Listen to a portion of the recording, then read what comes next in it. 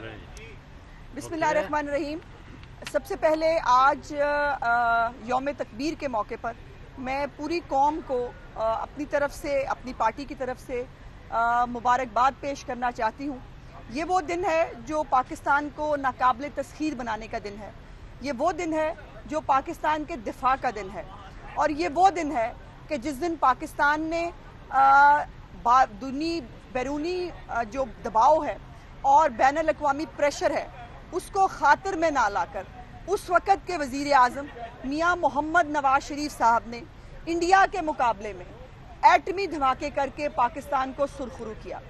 और ये होती है आज का दिन।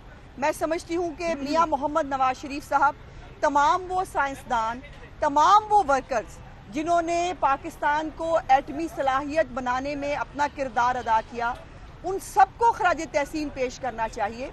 और वही कौमें जिंदा रहती हैं जो अपने हीरोज़ को याद रखती हैं। वही कौमें तरक्की करती हैं जो अपने हीरोज़ को खराज तहसीन पेश करती हैं। और बड़ा आसान था मियाँ मोहम्मद नवाज शरीफ साहब के लिए कि वो भी एक फ़ोन कॉल पे ढेर हो जाते, जैसे बड़े बड़े सूरमा जो हैं वो ढेर हो जाया करते थे। और वो जो है वो उनको पाकिस्तान को इराक बनाने की धमकी देने के बावजूद उन्होंने कहा कि मेरे मुल्क की इज्जत और मेरे मुल्क की सालमियत इसमें है कि अगर इंडिया ने एटमी धमाके किए हैं तो पाकिस्तान को एटमी धमाके करने होंगे। और मैं समझती हूँ कि मियाँ मोहम्मद नवाज शरीफ साहब की वो कौम से खिताब जो उन्होंने एटमी धमाके करने के बाद किया, वो पाकिस्तान की तारीख का एक बहुत बड़ा लेसन है। उसको पाकिस्तान की तारीख में सुनहरी हरूफ से लिखा और याद तो किया जाएगा, लेकिन उसको हमें बार बार अपनी कौम को दिखाना भी चाहिए और अपने बच्चों को ज़रूर बताना और पढ़ाना चाहिए कि पाकिस्तान पे क़याम पाकिस्तान के बाद और 1971 की वॉर के बाद जो सबसे मुश्किल वक्त था वो ये वक्त था जब पाकिस्तान ने एटमी धमाके किए। और मियाँ मोहम्मद नवाज शरीफ साहब जो है उनके बुग़्ज़ में उनका नाम जो है वो लेना बंद कर दें, उनकी तस्वीर दिखाना बंद कर दें, उनकी तकरीर बंद कर दें, लेकिन उनके इन कारनामों को बंद नहीं किया जा सकता। उनके ये कारनामे जो हैं ये सिर्फ एटमी धमाका नहीं है। पाकिस्तान के अंदर जितनी तरक्की आज तक हुई है वो इंफ्रास्ट्रक्चर के हवाले से हो, वो फलाही मंसूबे हों, तमाम तर तरक्की मियाँ मोहम्मद नवाज शरीफ साहब के और मुस्लिम लीग नून के अदवार में हुई है।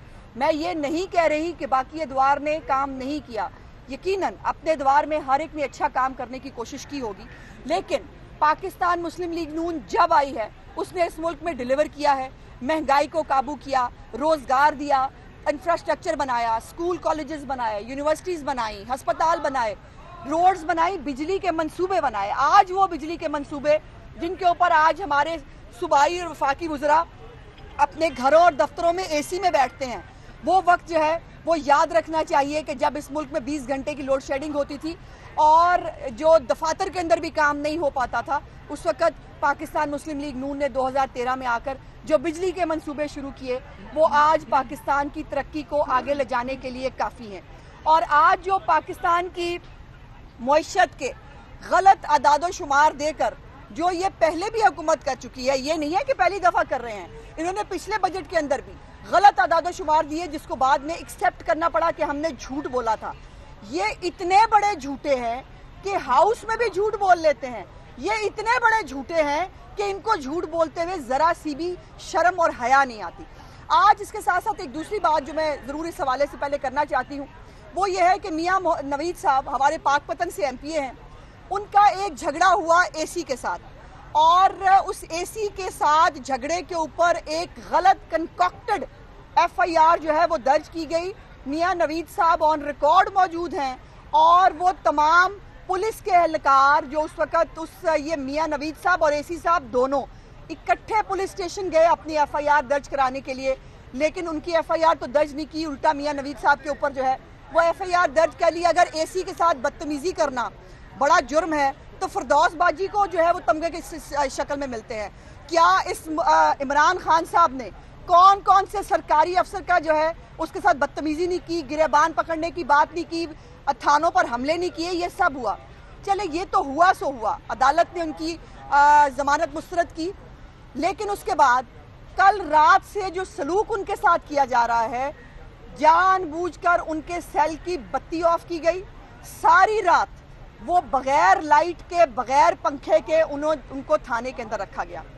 उसके बाद उनको जो है वो उनको कहा गया कि जी हमें हुक्म है कि आपकी हथकड़ी नहीं खोली जाएगी, और हथकड़ी भी आपको लगाकर, आपका हाथ यूं रख कर उनको आज 2-2.5 घंटे का सफर तय करा के उनको आज पंजाब असेंबली में लाया गया है।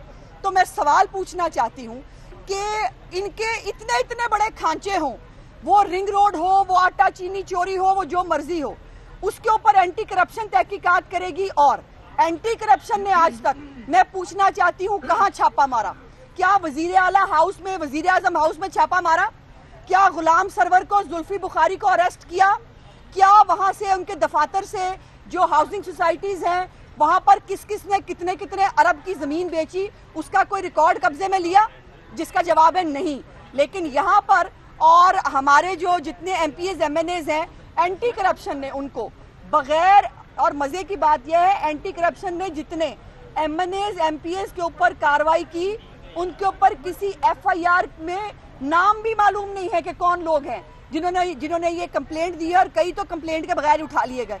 अब सवाल ये पैदा होता है कि जो बार बार इस मुल्क में एक कानून के नीचे लाने की बात करते हैं, ये कौन सा कानून है कि रिंग रोड के अंदर बार बार, मैंने जैसे उस दिन भी कहा था कि नई नई शाखें निकल के आती हैं। और अब तो हमारे वजीर दाखिला साहब, मैं भी सोच रही थी, पिंडी का मामला हो, अरबों रुपए की दिहाड़ी हो, तो शेख रशीद साहब कैसे पीछे रह जाएंगे? तो वो भी अब बात सामने आई कि शेख रशीद साहब ने भी इस गंगा में हाथ धोए हैं, और इन सब लोगों को अरेस्ट किए बगैर, इन लोगों से तफ्तीश किए बगैर रिंग रोड की इंक्वायरी नहीं हो सकती। और अब मैं पूछना चाहती हूँ कि अगर वजीर आजम पाकिस्तान, जो 3 दफा इस मुल्क के मुंतखब वजीर आजम थे, उनके खिलाफ पनामा का केस चला, डेली हेयरिंग हुई, और डेली हेयरिंग होने के बाद जो है उनको सजा सुनाई गई, हमारे लोगों को अरेस्ट किया गया, जो भी सियासी मुकदमात बनाए, इनको आज तक। और फिर मजे की बात यह है कि यावर बुखारी साहब जो एक वजीर हैं, यहाँ हमारे सूबाई वजीर हैं, उनकी एक ऑडियो क्लिप भी सामने आया है एक्सप्रेस के प्रोग्राम के अंदर, जिसके अंदर वो एक्सेप्ट कर रहे हैं कि उनके भाई काम करते हैं जमीनों का, और उन्होंने उसी 55,000 केनाल की बात की है, जो 55,000 केनाल इस पूरी रिंग रोड के अंदर जो है वो वजह तनाज़ा है, और उसके ऊपर वो खुद उनकी बातचीत कराने की बात करें। उन्होंने एक्सेप्ट किया कि हाँ मेरे भाई ये काम करते हैं, मैंने इनकी बातचीत कराई थी और आवाज़ उनकी है। अब उसके बाद यावर बुखारी साहब आसमान से उतरे हैं कि उनसे इस्तीफा क्यों नहीं लिया गया। वैसे तो इस्तीफा सबसे पहले बुज़दार साहब से बनता है और इमरान खान साहब से बनता है, जिनके मैंने मीटिंग, आपको याद है, मैंने मीटिंग के जो मिनट्स हैं वो आपके साथ शेयर किए। पूरी रिंग रोड के अंदर मंजूरी बुज़दार साहब और इमरान खान साहब ने खुद दी। इन लोगों को अरेस्ट किए बगैर आप किसकी आंखों में धूल झोंकना चाहते हैं? और कल हमारे वो जो महारथी हैं शहजाद अकबर साहब, वो सुना है कल एफआईए के दफ्तर आए हुए थे, और वो एफआईए के दफ्तर क्या कर रहे थे? अभी तो वो भी स्टोरी समझ नहीं आई कि वो अटॉर्नी जनरल के ऑफिस भी जो है वो एक पूरी जमात गई थी, फिर अली जफर साहब एफआईए के दफ्तर भी गए थे, अब शहजाद अकबर साहब भी एफआईए के दफ्तर गए हैं, और राजा रियाज साहब जो है, हम नहीं कह रहे, हमें इस मामले में हम सिर्फ तमाशा देख रहे हैं, लेकिन हकायक अवाम के सामने लाने जरूरी हैं।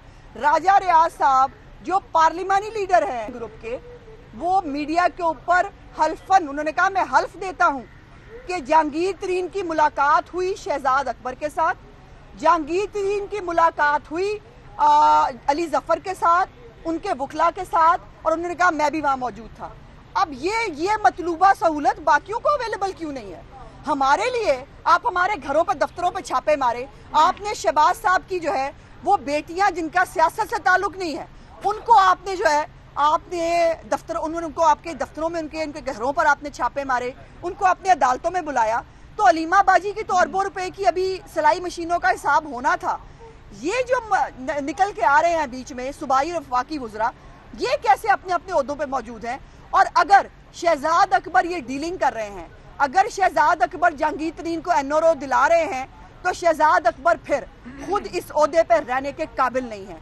शहजाद अकबर, फिर ये बात साबित होती है कि शहजाद अकबर का कोई वेस्टेड एजेंडा है, उस एजेंडे के ऊपर जो है वो अपना काम करते हैं, इदारों को इस्तेमाल करते हैं, और इस्तेमाल करने के बाद जो है वो वैसे भी शहजाद अकबर साहब ने माशाल्लाह काफ़ी माल पानी सुना है कि जमा कर लिया है और वो उनके लिए काफ़ी होगा। अब मेरा ख्याल है कि कुछ दिनों में अगर ये रिपोर्ट NRO दिया जाता है जहांगीर तरीन को, तब भी प्रॉब्लम होगा हुकूमत के लिए कि आप कैसे फेस करेंगे और कैसे बताएंगे, जस्टिफाई करेंगे। और ख़ुद कह रहे हैं कि उस रिपोर्ट की कानूनी हैसियत नहीं। जिस रिपोर्ट की कानूनी हैसियत नहीं, वो रिपोर्ट बनाई क्यों जा रही है, पहला सवाल ये है। और फिर अगर आप वो रिपोर्ट जो है वो उसके अंदर आप उनको NRO नहीं देते, तो आपकी तो खुद की हुकूमत जो है वो लरज रही है और वो आपकी हुकूमत को जो है वो धमकियां दे रहे हैं। इमरान खान साहब ज़रा हिम्मत पैदा करें। वो कहते हैं ना, मुझे कुर्सी से प्यार नहीं है, मैं कुर्सी से चिमटना नहीं चाहता, ये डायलॉग ना मारे।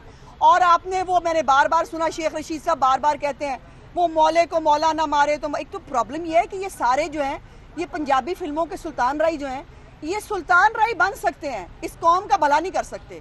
इस शेख रशीद की नाक के नीचे सहाफ़ियों के साथ क्या होता है, कोई एक वाक़या हुआ है सहाफ़ियों के साथ? शुरू करें आप जो है वो मतीउल्लाह जान, ये असद तूर, उसके बाद अमार जान, और ये अपने हमारे जो कैमरा के चेयरमैन थे अंसार साहब, अबसार आलम साहब, इन सब के साथ जो सलूक हुआ, किसी एक का मुजरिम पकड़ा गया और आ जाते हैं वो हमें सुल्तान राय बन के सुनाने के लिए। ठीक है, दुरुस्त है कि मौले को मौला ना मारे, ये डायलॉग की हद तक ठीक है, लेकिन मौले को कई दफ़ा पता भी नहीं चलता कि उसको कौन मार गया, और आपके साथ वही हो रहा है। अभी इस पंजाब असम्बली के अंदर अभी पहले आपने जो है वो कंट्रोल नहीं किए थे, पहले आपसे संभाले नहीं गए थे। 15 रुकनी एक और जो है वो गैंग सामने आया है, उसने कहा कि हम भी क्यों नहीं, हम भी नौकरियों में अपना हिस्सा लें, हम भी जो है वो वही सियासी रिश्वत जिसको इमरान खान सियासी रिश्वत कहते थे, वो रेवड़ियों की तरह बट रही है यहाँ पर। और जो सबसे इंटरेस्टिंग बात मुझे पता चली, एक तो सेफ सिटी का भट्ठा बिठा दिया इस हुकूमत ने। इतनी नालायक है बुज़दार हुकूमत, इतनी नाअहल है बुज़दार हुकूमत कि लगे लगाए प्रोजेक्ट जो है वो भी इनसे जो है वो चलाए नहीं जाते। सेफ सिटी के अंदर जो है वो हज़ारों की तादाद में, 3,500 के करीब मुझे पता चला कि कैमरे जो हैं वो आउट ऑफ ऑर्डर हैं। जितने टेक्निकल लोग शहबाज शरीफ साहब ने चुन चुन कर मुख्तलिफ जगहों से सेफ सिटी अथॉरिटी को बनाने के लिए वहाँ पे इंडक्ट किए थे, उन सबको फारिग कर दिया गया है। और अब लाहौर के साथ क्या हो रहा है? लाहौर के साथ ये हो रहा है कि लाहौर के बजट में जो है 21 अरब रुपए का बजट जो था लाहौर का, मेट्रोपॉलिटन है लाहौर। लाहौर की आबादी पंजाब के तमाम जो है वो शहरों से ज़्यादा है।